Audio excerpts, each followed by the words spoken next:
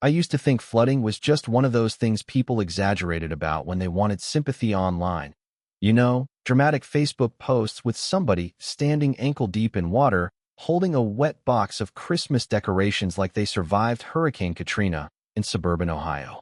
Then one summer night, I opened my basement door and saw 4 feet of brown water slamming against my furnace like a freight train, and suddenly I understood exactly how fast your life can turn into a legal thriller nobody asked to star in.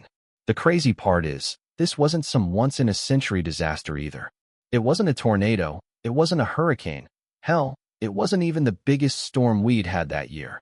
What destroyed my property started with a group of developers who thought cutting corners was cheaper than respecting gravity. And by the time it was over, 6 families lost their homes, a luxury subdivision got ripped apart, and a corporation ended up spending millions fixing a problem they swore didn't exist. All because they flooded the wrong guy. I live outside a small town in northern Illinois, out where neighborhoods slowly fade into cornfields and old creek beds nobody pays attention to anymore. Back in the late 90s, I bought 14 acres for dirt cheap because most people thought the land was risky. Realtors kept throwing around words like drainage basin and floodplain like they were warning me about buried nuclear waste. But I grew up around farms. I understood water patterns better than most city engineers pretending to be cowboys in expensive boots. The land sat low, sure, but the house itself was built on the only natural ridge on the property. Water flowed around it, not through it. For almost 30 years, even during heavy Midwest storms, my basement stayed bone dry. That matters later. Then came Hollow Brook Development Group. These guys rolled into town around 2019 talking about modern expansion and luxury family living, which is developer language for ripping out every tree within 5 miles and replacing it with gray vinyl boxes packed shoulder to shoulder like Amazon warehouses for humans. They bought over 200 acres north of my property and announced a subdivision called Cedar Ridge Estates. 180 homes, paved roads, retention ponds, decorative sidewalks, the whole suburban starter pack nightmare. Now, at first, I wasn't even against the project. I figured growth was going to happen eventually. But during one of the county planning meetings, they pulled up their drainage plans, and something immediately bothered me. Their lead engineer, this smug little guy named Trevor Madsen, kept repeating the phrase controlled release system, like he was selling a miracle product on late-night television. He explained that the stormwater pond would safely collect runoff and release it slowly into the natural drainage channels. Sounds responsible, right? So I asked him one question. Where exactly does the overflow go if the pond overtops? And man, you should have seen the pause. Not panic exactly, more like irritation. Like I'd embarrassed him in front of the room. He clicked his laser pointer toward my land and said, "It follows the historical drainage route across your property toward Mill Creek, but according to our models, post-development runoff will not exceed pre-development conditions." That sentence would later cost his company millions of dollars. Because what he basically said was, trust us. And for a while, everybody did. Then June 2022 happened. We got hit with one of those classic Midwest thunder cells. Black skies in the middle of the afternoon, thunder shaking the windows, rain falling sideways like God tipped over a swimming pool. I stood on my back porch watching water pour into their detention pond faster than I'd ever seen before. The thing filled up in maybe 40 minutes. Then suddenly, it didn't spill through the outlet structure like it was designed to. It spilled over the top of the dam. That's when my stomach dropped. Because water doesn't negotiate. Once it finds elevation, it moves with pure violence. Within minutes, this muddy surge ripped through the fields behind my property and slammed straight toward my house. I remember hearing this deep cracking sound under the floorboards before I even saw the water downstairs. By the time I got to the basement steps, it looked like a river had exploded through my walls. Storage bins floating everywhere, furniture flipping over, insulation peeling apart like wet paper towels, and the smell. Jesus Christ, raw sewage, mud, gasoline, mold, all mixed together in this thick, humid heat. I called Hollow Brook immediately. Their project manager, Denise Halpern, answered sounding annoyed that I interrupted her dinner. I told her the retention pond failed. She actually laughed. Not nervous laughter either, arrogant laughter. She goes, "Sir, the pond is engineered for a 100-year storm event. It physically cannot fail." Meanwhile, I'm standing in 4 feet of brown water, holding a flashlight above my head like I'm in some low-budget disaster movie. A week later, I got a certified letter from their attorneys blaming the entire thing on an unpredictable natural weather event. No liability, no compensation, no responsibility. That's the moment this stopped being about flooding. It became personal. Now here's the part most people don't understand unless they've dealt with developers, HOAs, or county zoning boards before. These companies almost never admit fault early, even when they know they screwed up. According to standard procedure, the first move is delay, deny, and redirect blame long enough for homeowners to get exhausted, broke, or intimidated into walking away. That's the game. And honestly, it works most of the time because regular people hear words like stormwater compliance or hydraulic modeling, and their brains immediately shut off like somebody assigned homework on a Friday night. But from a legal perspective, Hollowbrook already had a serious problem the second that pond overflowed beyond its approved drainage pattern. See, developers are allowed to alter land, build roads, reroute runoff, all that stuff, but they are not allowed to increase water discharge onto neighboring properties beyond natural conditions. That's where they got greedy. They treated engineering standards like suggestions instead of math. And water is undefeated when it comes to exposing fake confidence. There's also a psychological trap happening here that I think people should pay attention to. This is a psychological trap developers use constantly. They rely on authority language to make homeowners doubt themselves. Fancy reports, polished presentations, expensive consultants, guys in khakis using phrases like 100-year storm resilience, while avoiding direct answers.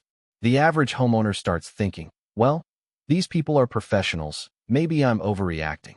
Meanwhile, the company is betting you won't spend the money to challenge them with independent experts. That's exactly why I hired my own hydrologist. Because once somebody tells you your flooded basement is an act of God instead of a construction failure, you better start checking receipts. So after that letter showed up, I stopped trying to be reasonable. Up until then, I still thought maybe this was some mistake they'd fix quietly once the right people saw the damage. Maybe somebody cut a corner during construction. Maybe an inspector missed something. Maybe corporate leadership had no idea what was happening on site. But the second their attorneys started throwing around phrases like unavoidable weather anomaly and pre-existing environmental risk, I realized these people were preparing for war, and they expected me to fold early. Instead, I hired Dr. Evan Mercer. Now this guy wasn't flashy. No TV lawyer energy, no giant ego, no designer suits. He was a hydrologist who looked like he'd spent 30 years yelling at rivers for a living. Quiet voice, old pickup truck, carried rolled-up maps under one arm like some kind of stormwater gunslinger. First time he walked my property, he barely even spoke. Just stared at the drainage channels, checked soil saturation, measured elevations, watched runoff marks on the grass. Then he stopped near the backfield and said, "Yeah, this thing was doomed from the start." That sentence right there probably cost Hollowbrook several $1 million. Dr. Mercer spent 3 weeks reviewing county permits, engineering calculations, grading records, construction photos, all the stuff developers assume nobody's ever going to look at closely. And once he finished, the whole story started unraveling like rotten thread. First problem, the outlet structure was undersized, meaning the drainage pipe controlling water release physically couldn't discharge runoff at the rate the approved design required.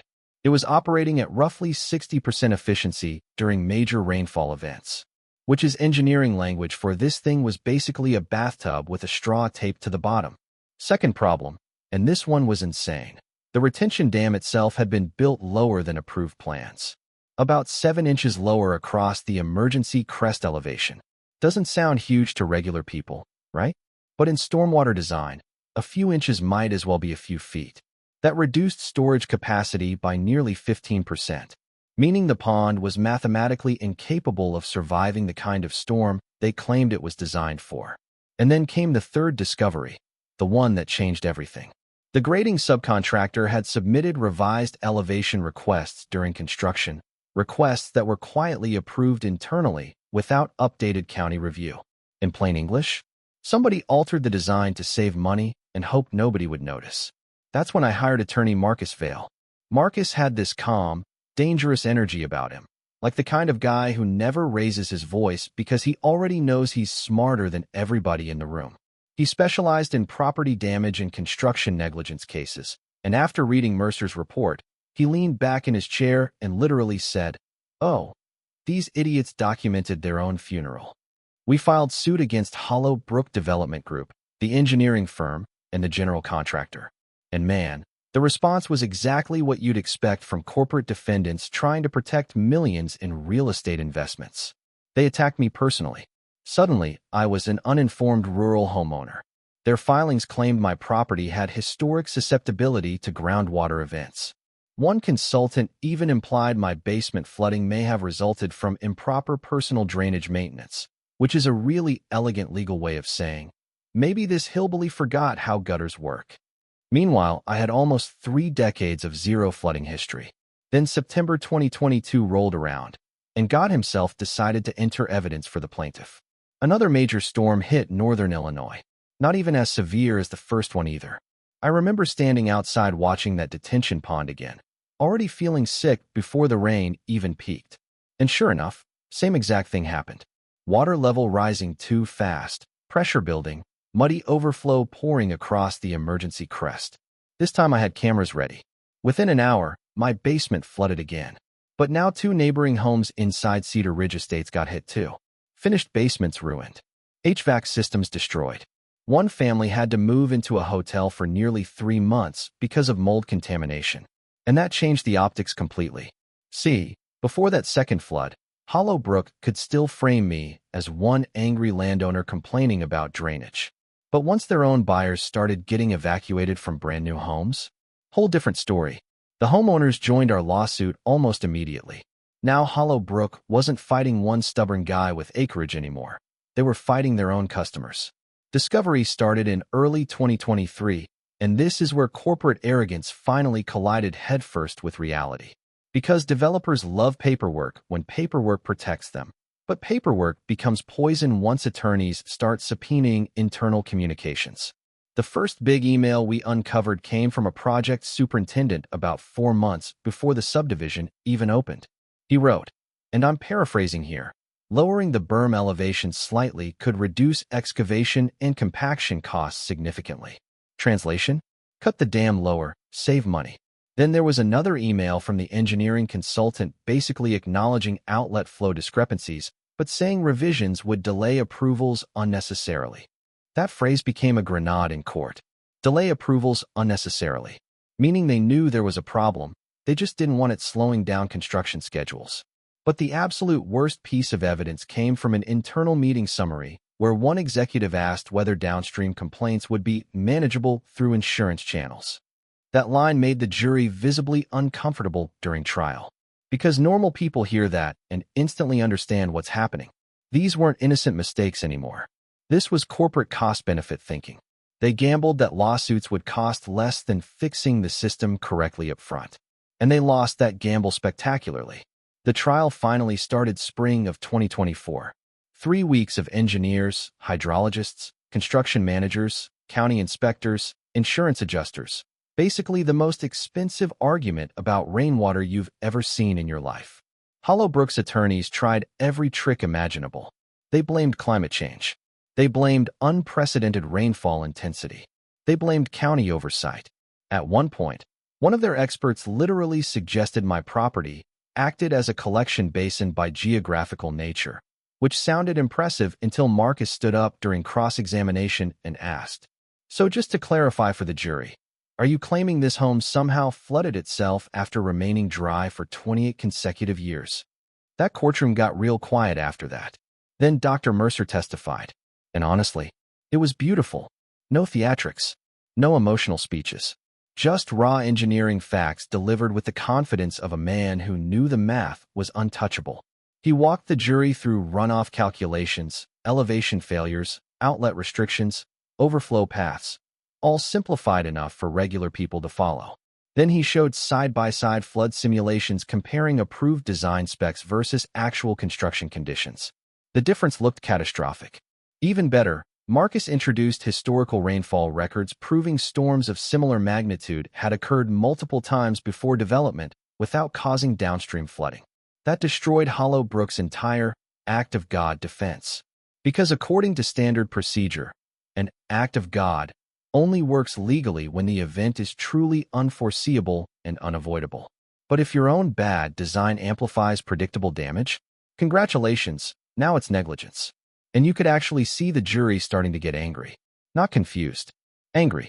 Especially after the second homeowners testified about buying expensive, flood-protected luxury homes, only to watch sewage water pour through their basement walls months later. By closing arguments, Hollowbrook's lawyers looked exhausted. Marcus stood in front of the jury one last time and said something I still remember almost word for word. They didn't lose control of this water because nature is powerful. They lost control because accountability was expensive. For hours. That's how long the jury deliberated. For hours to decide Hollowbrook destroyed years of people's lives trying to save construction money. Verdict came back unanimous. Liability against Hollowbrook Development Group, the engineering firm, and the general contractor. Jointly responsible. I received $132,000 for property damages and remediation costs. The neighboring families received substantial settlements too. But honestly, the money wasn't even the biggest part. The real bombshell came after the damages ruling. The court ordered mandatory redesign and reconstruction of the entire stormwater management system, at Hollowbrook's expense. And that's where this story turned from embarrassing into catastrophic, because engineers quickly realized there was no cheap fix left. The detention pond needed massive expansion. The emergency spillway had to be completely rerouted away from downstream residential properties. The outlet structure required full replacement. Retaining elevations had to be raised nearly 4 feet in certain sections. There was just one small problem. 6 completed homes sat directly where the expanded retention basin needed to go.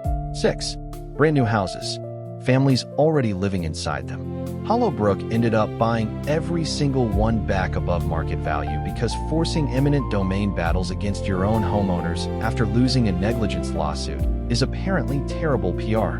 Total buyback costs reportedly crossed $2 million, and reconstruction expenses pushed close to another $1 million after environmental compliance upgrades got added. All because somebody wanted to save money shaving down a dam. And the wildest part? After the redesign was completed, we had 2 more major storms over the next year. My basement never flooded again. You know what still messes with me sometimes? It's not even the flooding anymore. It's realizing how close this whole thing came to ending differently. Because if I had accepted that first lawyer letter, if I'd listened when they told me this was just extreme weather, if I'd convinced myself fighting a development corporation was hopeless, they probably would have gotten away with it completely. The pond would still be defective, more homes would have flooded, and Hollowbrook would have kept selling people this fantasy version of suburban perfection while quietly treating water damage like a future accounting problem. And honestly, that happens way more than people think. Most homeowners never challenge this stuff because the system feels intentionally overwhelming. Engineers hide behind technical language, developers hide behind consultants, insurance companies hide behind exclusions, and somewhere in the middle regular people start doubting their own common sense. That's the real danger. Not just bad construction, manufactured intimidation. This is a psychological trap companies rely on constantly. If they can make you feel unqualified, emotional, or isolated long enough, eventually you stop asking questions. You start thinking maybe the experts must know better. Meanwhile, your basement's turning into an aquarium. The lesson here is, documentation beats emotion almost every time. I didn't win because I yelled louder. I won because I kept records. Photos, rainfall data, flood history, engineering reports, emails, county filings, every conversation, every denial letter. Once the facts lined up, their confidence collapsed fast. And from a legal perspective, this case exposed something important about modern suburban development nobody really talks about enough. A lot of these large housing projects are built insanely fast under massive financial pressure. Investors want deadlines hit. Contractors want costs reduced. Local governments want tax revenue. And somewhere along the line, the actual land gets treated like an inconvenience instead of a living system with rules nobody can negotiate with. Water always remembers where it's supposed to go. You can delay that reality, but you can't delete it. I also think there's something weirdly satisfying about the irony here. Hollowbrook spent years marketing luxury family living surrounded by nature, then ended up destroying 6 luxury homes because they ignored how nature actually works. That's almost poetic in a dark way. And look, I'm not anti-development. Towns grow, neighborhoods expand, people need homes. But if your business model depends on cutting corners and hoping ordinary homeowners stay quiet after disaster hits, eventually somebody's going to push back. This time, that somebody was me. And trust me, after watching a corporation spend millions fixing a problem they swore didn't exist, I learned one thing very clearly. Concrete cracks. Paper trails don't. So now I'm curious. If your home flooded and a giant company blamed it on an act of God, would you fight back or would you walk away?